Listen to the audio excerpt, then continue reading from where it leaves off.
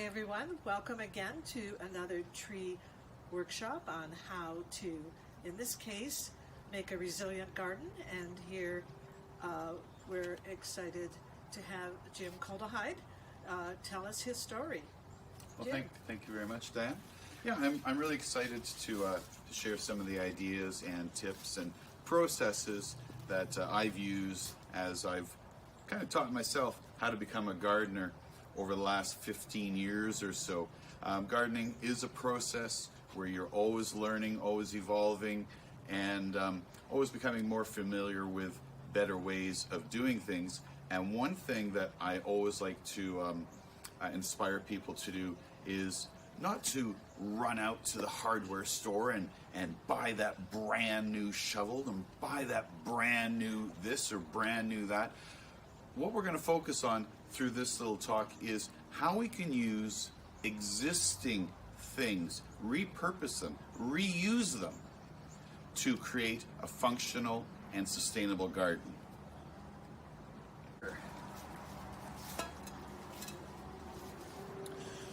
One of the first things we're going to talk about today is my rain barrel. Reused, repurposed.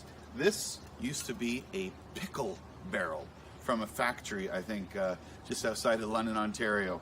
My wife and I were going for a drive somewhere, and along the side of the road I saw rain barrels for sale, $10. So we pulled in and we found out that he was actually selling pickle barrels. I have some friends that several years ago bought themselves some manufactured rain barrels from, I believe it was Sears, Canada. They told me that they were terribly disappointed that after 10 years, the manufactured rain barrels actually began to split, and they ended up being garbage, filling our landfills. Not the best way to be using our plastic resources. So a lot of times when you repurpose things, you will get more longevity out of the use of it. I've been using this pickle barrel for close to 15 years, and it has shown no sign of deterioration. I imagine I'll be using this pickle barrel as a rain barrel for another 20 or 30 years. One of the things that a reused rain barrel, how it's different, is the fact that it does not have a spigot or a spout at the bottom. So what I do is I cut this top off to allow enough space for my watering can, my watering bucket, just to simply fit inside here, and I fill it up and then I go use the water in my garden. The one thing that is important to remember is that all rain barrels will get full, especially when we have some major downpours, when we get some the big thunderstorms that we're most known for here in southern Ontario. So for that, we need to make sure that we have an overflow. Very simply, I went to my hardware store and I bought 2 or 3 small plastic plumbing pieces, and I put some on the outside and put some on the inside, and then I attached this big drainage hose, so when the rain barrel gets full, the overflow just simply flows away into another part of my garden, away from the house. Water is one of the miracles of life, but at the same time, it can cause a lot of damage. So always make sure that your water flows away from your house. That people have talked to me about in regards to having an open rain barrel is the fact that it attracts mosquitoes. Very simply, this can be solved with a little dish soap from your kitchen. Once it rains, a couple days after it rains, I'll come out to my rain barrels that are scattered throughout my property, and I'll just put a couple drops of dish soap in, scatter the water with my hands. It creates a layer of foamy bubbles, and that stops any of the insect eggs from reproducing, thus no mosquito problem. Now 20 years ago, we wouldn't be able to use dish soap for this reason, because of the phosphates in the soap and how that would have harm to our gardens and our plants. But nowadays, all of our soaps are phosphate free, so do not be afraid of using just a regular dish soap put it in your rain barrel, and that'll help keep the mosquitoes away. I bought this about 5 years ago after my last leaf mulcher finally died. My last leaf mulcher had lasted my parents 25 years, and then it lasted me 7 or 8 years. So we got a good long life out of that. A leaf mulcher is a very, very simple tool. It's basically almost like a whippersnipper, an edger. It's got some lines that come out, and you just toss leaves in here. It shreds the leaves into small little bits, and they come out the bottom, and you collect them in the bottom, and then you reuse them throughout your garden. 10 years ago, when my wife and I first bought this house, it was just first part of November when we moved in. The previous owners did us a favor, and they collected all the leaves and they bagged them up and they put them on the front of the road for the city to collect. There were 35 bags full of leaves. That's the last time leaf bags were put on the front of our lawn for the city to collect. Since that time, I have reused that same volume of leaves year after year after year. We mulched them up, and actually I found it surprising that after the leaves were mulched, that those 35 bags worked themselves down to around half. So we had about 15, 16, 17 bags of leaves. I store them in my garage, and then throughout the growing season, I use them as a mulch on my garden. I'll stick my tomato plants in the ground. The tomato plants will grow. Once they've grown up a nice height, I will surround the entire area with a thickness of leaf mulch, a good 1.5 to 2 inches of leaf mulch. The mulch keeps the soil moist, which is good for the plants. The mulch stops the sunlight from getting in and helping all those weeds to grow. And who likes to weed, huh? I do enough weeding. So the leaf mulch cuts my weeding down considerably. The leaves will also decompose further and become a compost and add more energy to the soil. Composting. Leaf mulch is fantastic for composting. What I'll do is I'll use my table scraps, my little bits and carrot peelings, potato peelings, all that kind of stuff, and I add that to my composter all the time. About every 3 weeks, I will then add about 8 to 10 inches of leaf mulch on top of the table scraps, and then I just continue the process. And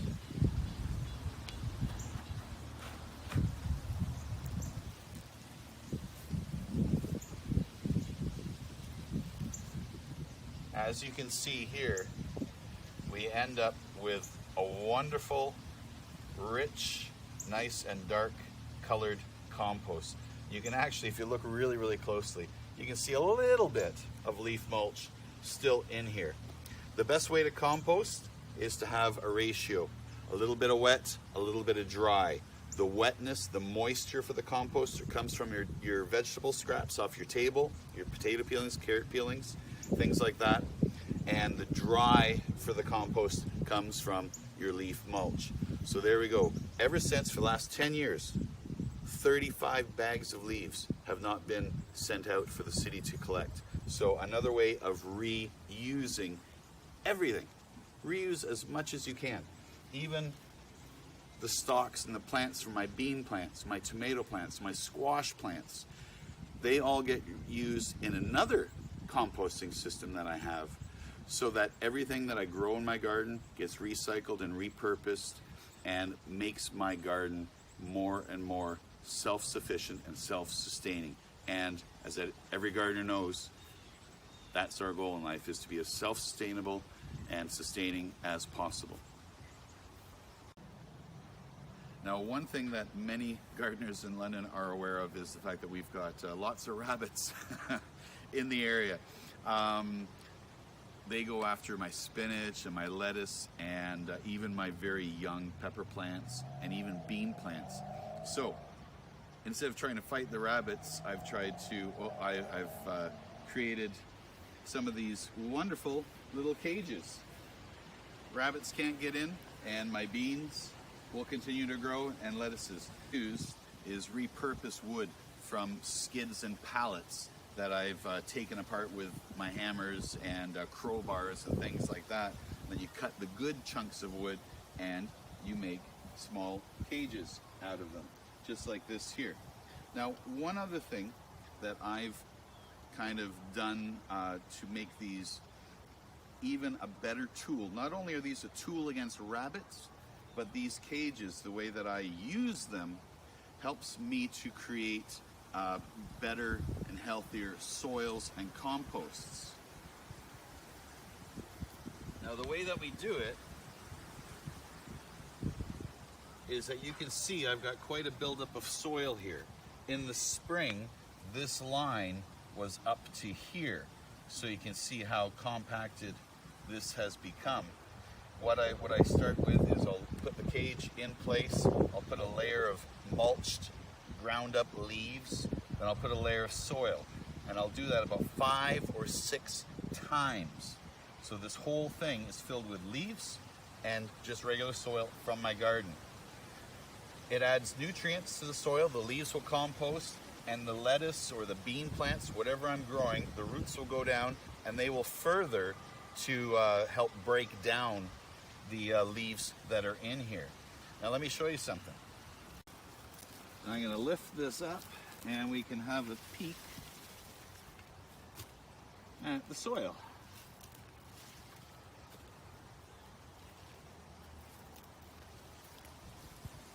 So I'm going to just simply wiggle this back and forth a few times.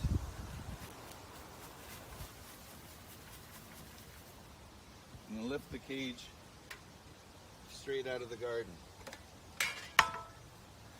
And if we have a dig through here, you can see some of the leaves are still leaves at the end of the year, but these are the ones that were around the edge. The soil inside here, you cannot see any leaf at all. In fact, oh, look at that beautiful worm. So by doing this, this creates a wonderful soil compost mix. After I've taken these cages away, I simply spread this soil out through the rest of my garden, adding more nutrients and soil to the entire garden area for more bean plants and tomatoes for next year.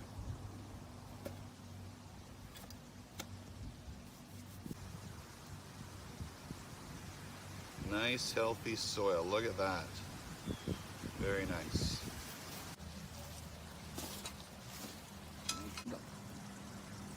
Another chore that we have to do in the fall is basically getting the water out of our rain barrels. If you leave the water in, it's going to freeze. When it freezes, it will expand, and most likely it will cause a fracture in the rain barrel, making the rain barrel useless. So, 2 things that I have to do is I'll just simply scoop out the water with my watering cans, and I'll just walk around my gardens and I'll just basically empty this out. For the winter, the rain barrel, I'll just put it upside down along the edge of my house just to keep it out of the way. The final thing, again, is water flow, because throughout the fall and early spring, water is still going to come out of here. So all I do is I take this runoff attachment and I'll put it onto and join it to my eaves section, so that my water, as it flows, when I don't have a rain barrel in use, my water will still flow away and have a chance to get away from the house. So that's one thing we always have to make sure that we take care of, is making sure that the water has somewhere to go at all times, even when the rain barrel is not in use. And I just want to show everyone and showcase, look at my milkweed. Isn't it fabulous that our government has changed laws to allow us to now grow?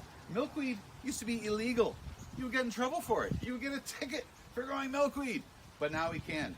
And this summer I saw quite a few monarch butterflies. And look how tall these get. And in fact, even these seed pods, in another week or so, when they start splitting, I'll take these places. Shh. don't tell anybody. And I will toss these seeds around in other locations, hoping to further the growth of milkweeds in our community. The third way I compost. Now it's a little hard to see, but there's a patch here. It's kind of the shape of a bean. This spring it was this high. Over the course of the summer, it has composted down to create some very lovely and rich soil. You can see here, I don't see any traces of last year's tomato plants. There's no traces of the plants that I've put in here. So like I said, I do this with the stalks, sunflower stalks and other plants that I've just found that they compost a lot more quickly.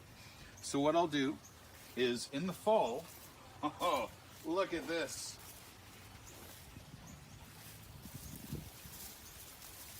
In the fall, I store all of my tomato plants and squash plants, even some bean plants. You can see some of these have been around for a while. They've already started to kind of decompose and rot a little bit. I'll leave these here for the winter, and then next spring, I just pick them up and I put them in an area here.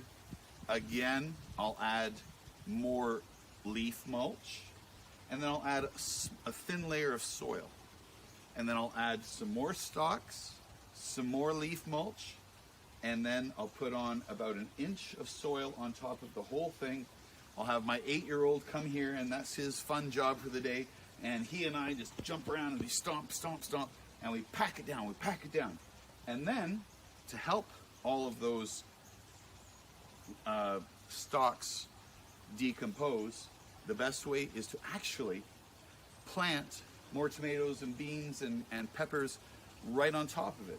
The roots of these plants go down into that soil filled with leaves and filled with the stalks of last year's tomato plants, and the roots help break them down even further.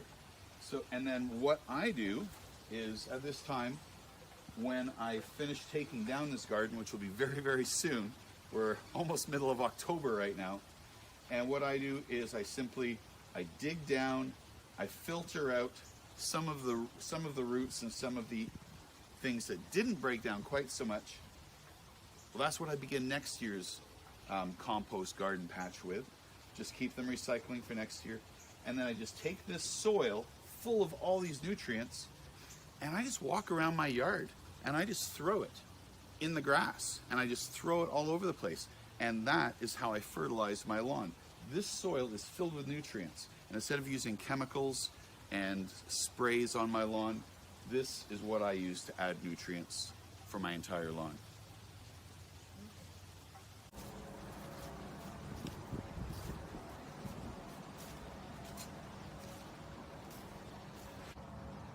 So one thing that pretty much every home in the city has in the garden is a large tree. And you can see this whole neighborhood is filled with many large trees. And throughout the entire year, small little sticks and branches are breaking off and they fall down in the wind. So what we do here is we reuse these. We collect them all season. There's a number of areas. Others will oftentimes find me grabbing their piles of sticks that they've left out for collection as I'm walking up and down the street, because I can find more use for them at my own home. So I'm reusing my neighbor's fallen twigs and sticks. And what we do is a couple times a year, in the spring and in the fall, I will burn them and have some fires out here. It's always nice to cook a marshmallow or two while you're doing it, but essentially what I'm trying to do is reuse the energy from these fallen sticks in my garden. Whenever you have a fire, the result is potash and nitrogen.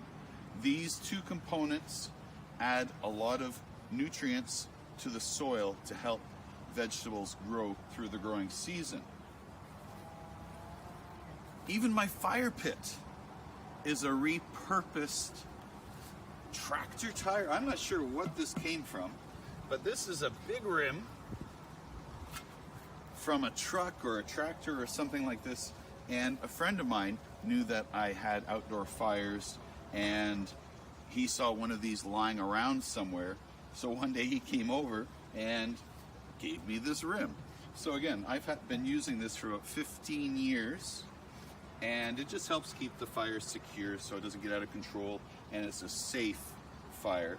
But this is what I use.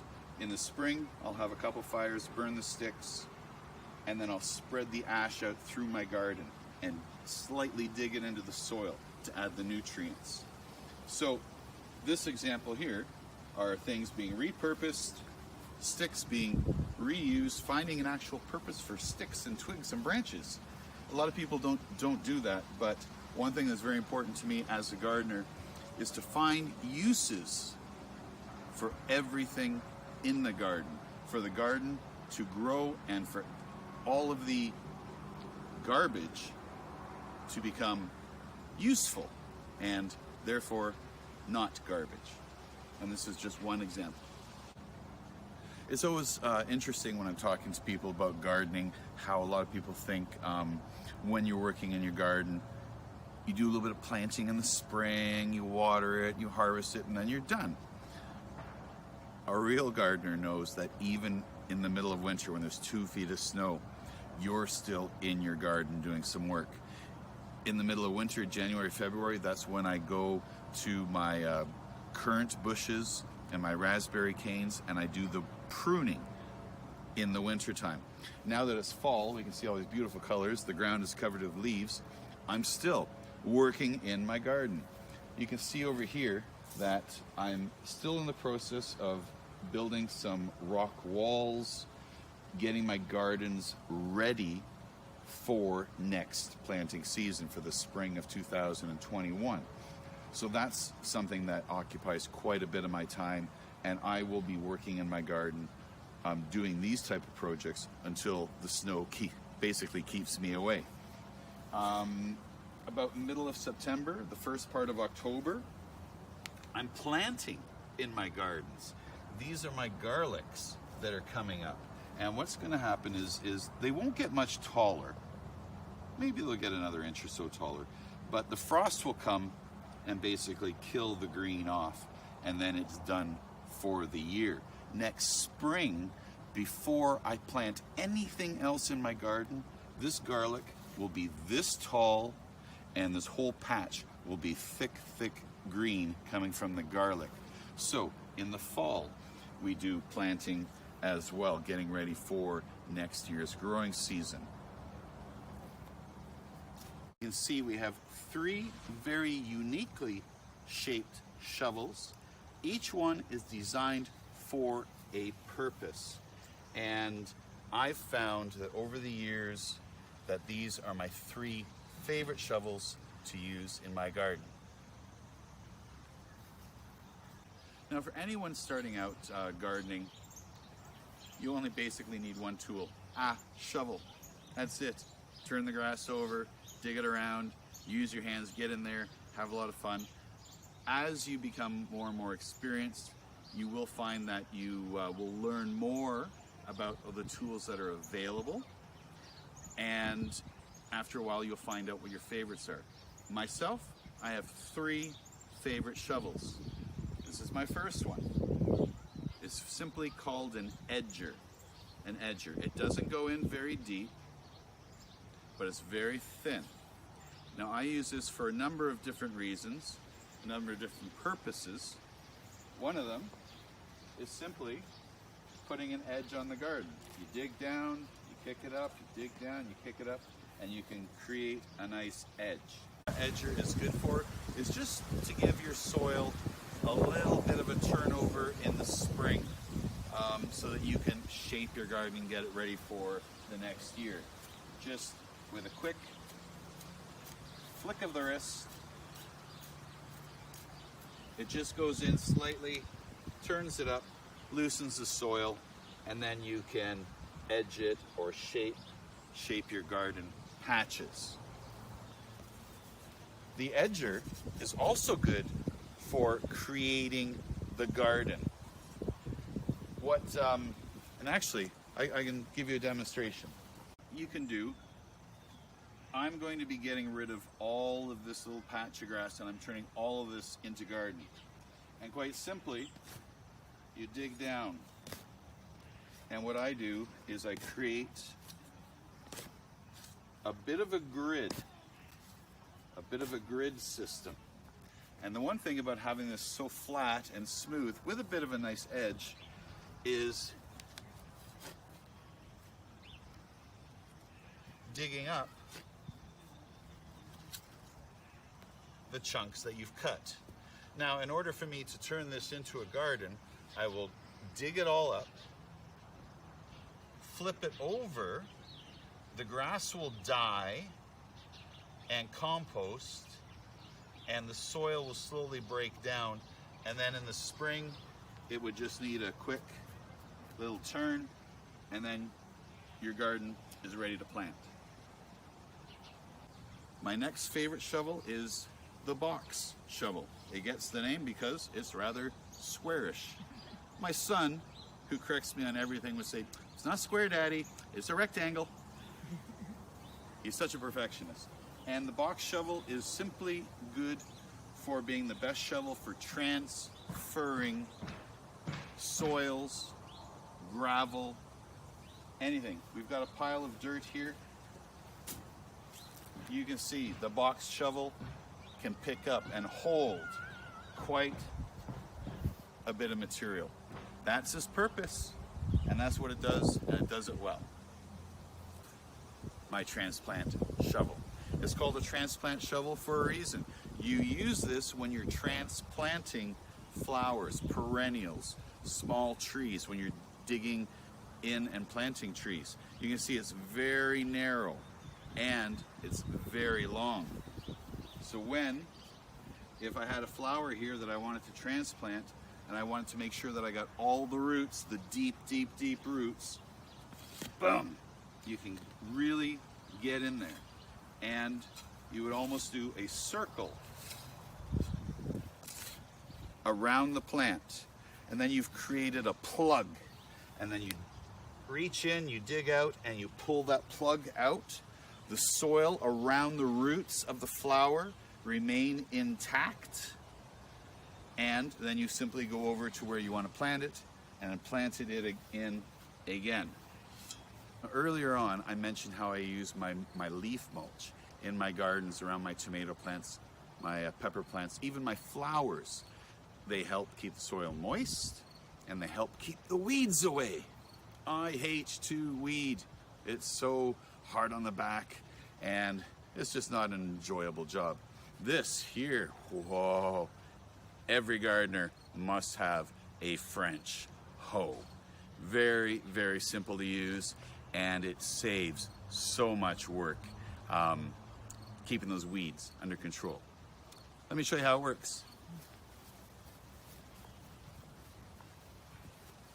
Okay, this is my potato patch that I still got to dig up, but we've got lots of weeds over here.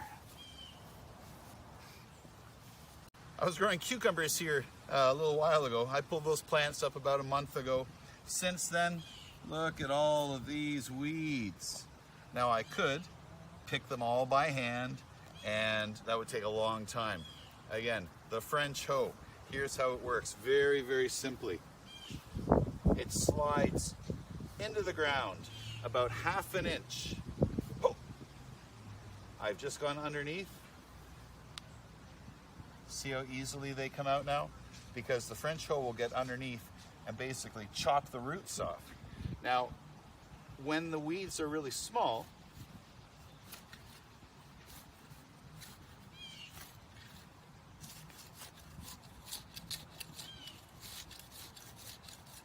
you can see how easily they come out. And then you can just take your hand over top, boom. You got a whole bunch of weeds, and then you can put them in your composter or green waste. And in mere seconds, I had the whole area there weeded. Done. good for about 3 more weeks or so. But it's a very, very simple way. Getting underneath and getting rid of the weeds. I love my French hoe. I'm doing a lot of expansion of the gardens. This is something else that I've recently worked on. We had a huge juniper bush in this whole area. It looked very nice, but again, not very productive. My plan is to create more gardens. I'm going to be getting rid of all of this grass in here and expanding my gardens again. Now, I'm an artist. I usually paint or I'll draw, but the process of taking this juniper bush down has turned me into a sculptor. I just loved afterwards, after I had chopped down most of the greenery, that I was left with all of the foundation for the juniper bush. Look at this one trail of roots and how it goes all this way and then it intermingles and comes out, and it really inspires me with thoughts of life about how things grow, how they change, how they evolve. So although it's a little messy looking at this point in time, what my plan is to come back out here and I'm going to snip a few of these offshoots, clean them up, streamline these roots a little bit more, and I'm going to leave this as a part of my garden because it adds a visual interest and it also kind of honors the history of this garden. This house is close to 70 years old. This juniper was planted about 70 years ago. So by leaving it here, it reminds us of the history of where this garden came from, and by me changing the use of this space is kind of looking forward to where this garden is going. I always like to encourage people to do is take their time when they're preparing their gardens, when they're planning their gardens. Rome wasn't built in a day, they say, right? And the same with my gardens here. What I have done over the last 10 years is every year I simply expand my garden a little bit here, a little bit there, and over the course of time, you learn a little bit more about the plants and flowers in your garden. You can move things around and you can make your gardens bigger. This is a project that I'm presently working on, and again, reusing materials. These stones, bricks, and all these patio tiles I have gathered from friends, from neighbors, from piles I've seen on the side of the road. I'll just gather things up and collect them, and then when it's time for me to do an expansion like what I'm working on here, then I've got all of my materials. This whole area is a project that I've just recently worked on. We had some junipers here that just filled this area. And I was thinking to myself, well, the junipers, they look nice, but how can I have a better and more sustainable garden? How can I provide more food for my family? So the plan here is to turn this front area into vegetables. This year we turned it into my pumpkin patch, and it grew very successfully. Next year it'll be a little bit better. This is all new for me here. The plan is to get a couple blueberry bushes and a couple plum trees in here. And I like the mismatched stones, and I like how they all kind of work together. So this pathway I created, all of these walls up in here, these weren't here about 2 weeks ago. This is something that I am presently working on, and you can see I've got a little bit more work ahead of me. I've got quite a bit more to go. I say I've got maybe 20% done. I've got all of that still to do. So I'm hoping to get about 50 or 60% done this fall, and then next spring finish up the work in that area as well. So these stones, hey, they're free. These broken patio stones and old bricks, they're free. If you're a gardener, you don't need to go out and spend lots of money on new tools or new equipment. There's so much surrounding us everywhere. And that is probably the most important point that I would like to inspire people to do. To reuse, repurpose materials in different ways to create a healthier garden for themselves.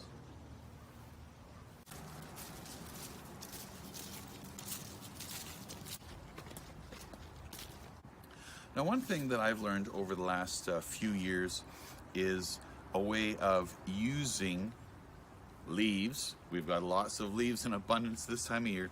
Using our leaves to help create a better garden for the next year. The leaves are homes for bugs and all sorts of different things. And when we rake them up and we put them on the curb and they're collected, then we're taking a lot of useful items from these leaves and we're taking them away from our garden.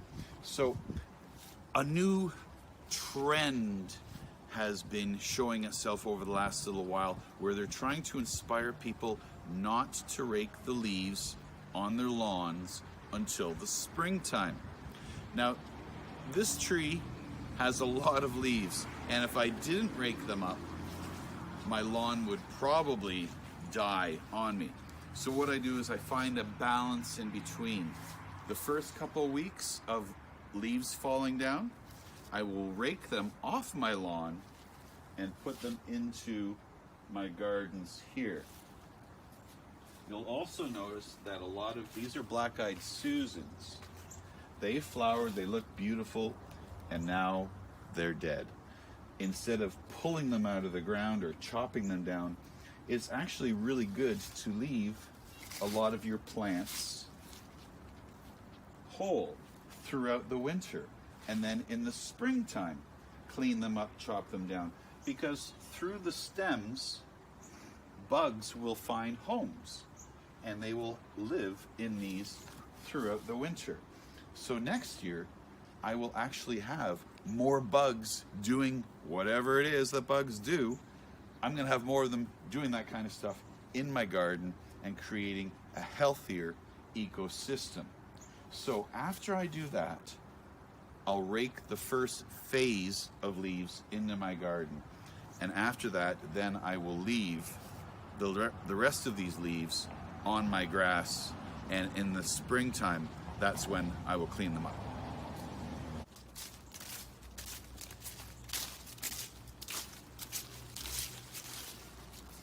As a final note, I just wanted to say that one of the most important things for any garden is the flowers. Without the flowers to attract our pollinators, our vegetable plants won't pollinate themselves for the most part. We do need our pollinators. And so what I have incorporated in and throughout my entire property is a number of gardens. The one thing that I really love about this particular one is that from the earliest time in spring up until right now, when we can see the last of the flowers, even these flowers are still in bloom, that throughout the entire growing season, there's always at least one flower in all of my garden patches that is always in bloom, so that I can attract those butterflies, so I can attract those bees to come and visit my garden and to help with my vegetables. Well, I'd like to thank TREA, and thank you, Diane, for inviting me to share some of my gardening tips with your viewers and fans. And hopefully I've inspired people to realize that a lot of what we need already surrounds us. We just need to go out looking for it, collecting it, and to use it, to repurpose. My two favorite R's from the recycling wheel.